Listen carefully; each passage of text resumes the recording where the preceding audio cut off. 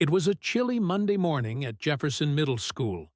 The autumn wind rustled the orange leaves along the sidewalks, but inside the cafeteria, a different kind of storm was brewing.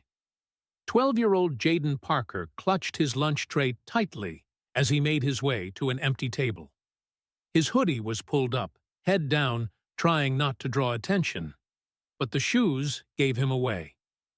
"Yo, check out those knockoffs," someone jeered.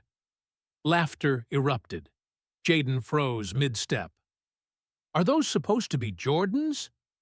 Another boy snorted, pointing at Jayden's scuffed, clearly imitation sneakers. "Man, even my grandma can tell those are fake." A group of popular kids, led by a tall, smug 8th grader named Tyrese, crowded around. They towered over Jayden, who was smaller than most kids his age. His face burned with embarrassment. "My cousin had those from the dollar store," Tyrese mocked. "You shopping at the flea market now?"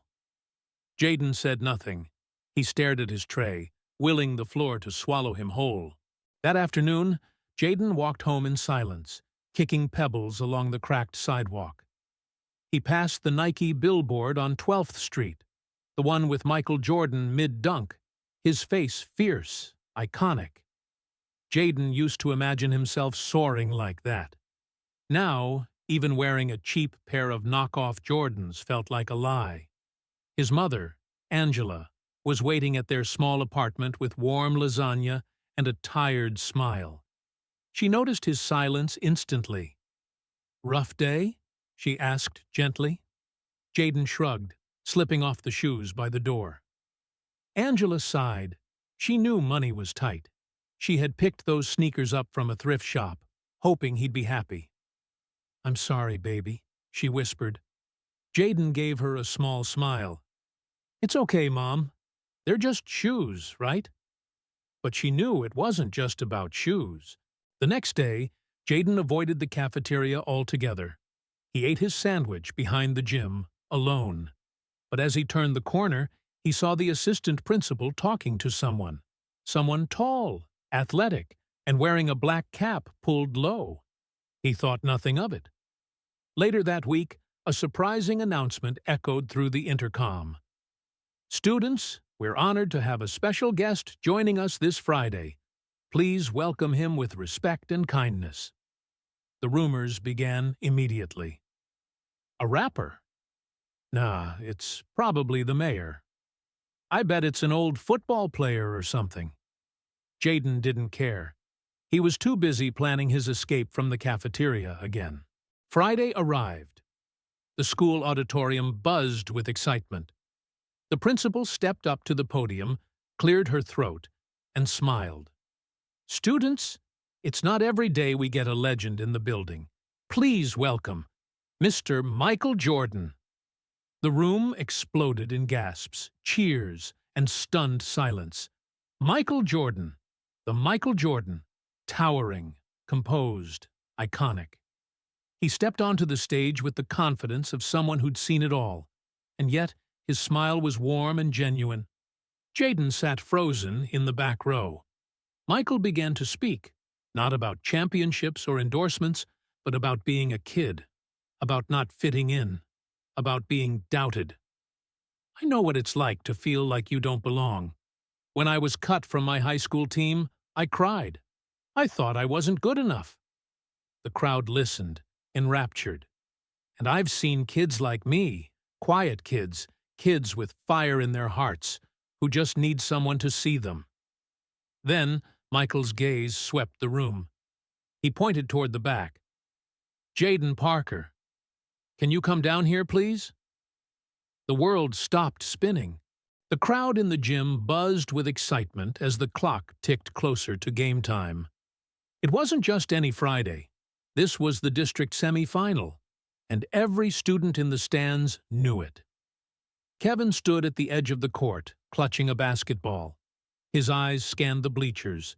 He spotted the usual faces, some cheering, others smirking. Among them, the same kids who had made fun of his shoes. He glanced down. The old sneakers, their soles worn and paint fading, still carried the tape he'd wrapped around them to hold them together. He had wanted to hide them until now. "I don't care anymore," he whispered to himself. "These shoes still let me play." Coach Taylor gave him a nod. "You ready, son?" Kevin nodded, swallowing the lump in his throat. "I think I am." The whistle blew. The game began. Kevin played with a fire he didn't know he had. Steals, assists, smooth passes. He was everywhere. The audience began to notice. Whispers turned to cheers. But midway through the second half, he twisted his ankle. Badly. He fell hard, clutching his leg. The gym fell silent. And then someone unexpected walked onto the court. A ripple ran through the crowd. At first, no one believed their eyes. Was that Michael Jordan? Someone gasped aloud. And it was. He walked with quiet authority, dressed simply, black jeans, leather jacket, and unmistakable presence. He knelt beside Kevin, gently placing a hand on the boy's shoulder.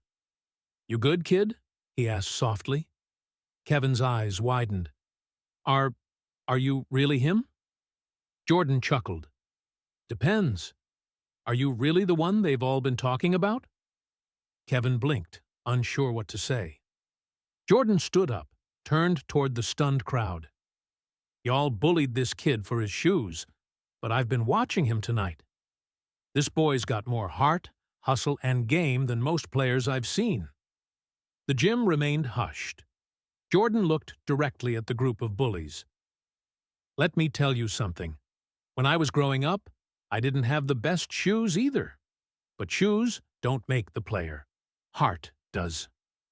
He turned to Kevin, reached into a duffel bag that someone had handed him. He pulled out a pair of crisp, new Jordans, black and red.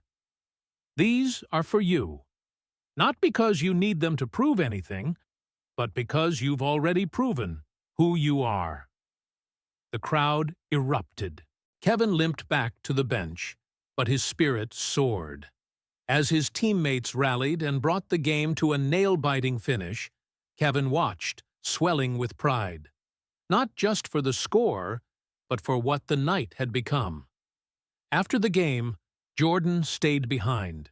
He signed autographs, posed for pictures, but most importantly, he sat and talked with Kevin. "You've got something special," he said. "Keep working, and never let anyone define your worth by what's on your feet." Kevin nodded. "Thank you. I won't forget this." As the gym emptied, the bullies approached, quiet, sheepish.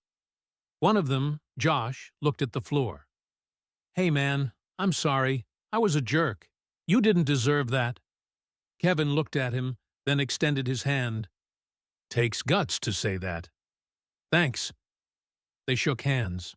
Weeks later, a photo surfaced on social media. Kevin and Jordan side by side, both smiling, the new sneakers peeking out from beneath Kevin's jeans. The caption read, "It's not the shoes. It's the story behind them." Kevin's life didn't magically change overnight, but something deep inside him had. He walked with more confidence, played with more joy, and inspired more people than he ever imagined. And every time he looked at those sneakers, he didn't just see the legend who gave them to him. He saw himself, a kid who rose above cruelty, a kid who never stopped playing, a kid who found greatness, starting from the soles of his soul.